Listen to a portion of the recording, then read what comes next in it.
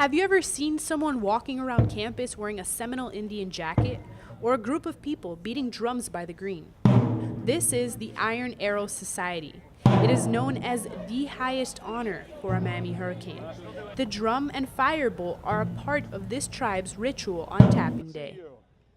Iron Arrow is the first and oldest tradition on campus. It began in 1926 with the founding of the University of Miami. Our president at the time, Bowman Foster Ash, was the founder.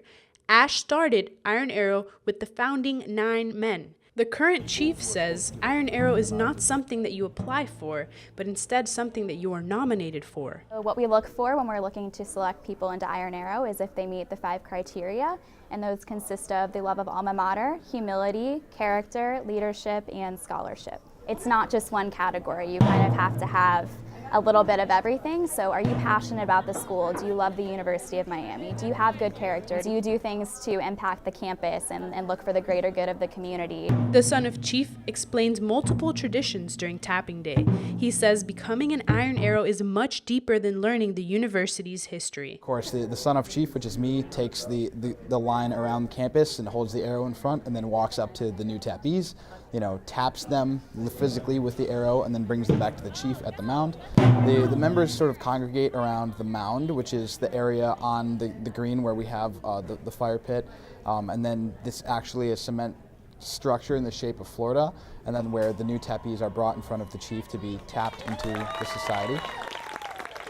The original purpose of the Iron Arrow Society was to honor only male students who contributed to the glory, fame, and growth of the university.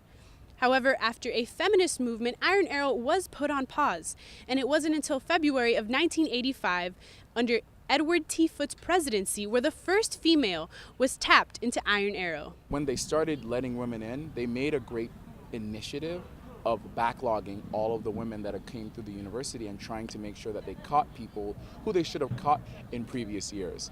With regards to empowering women, we've always had empowering women at the university. The fall of 2016 tapping class included big names like men's basketball head coach Jim Larinaga and quarterback Brad Kaya. Keep an eye out for the spring of 2017's tapping class as this tradition continues to grow. Reporting for UMTV, I'm Chantel Batista.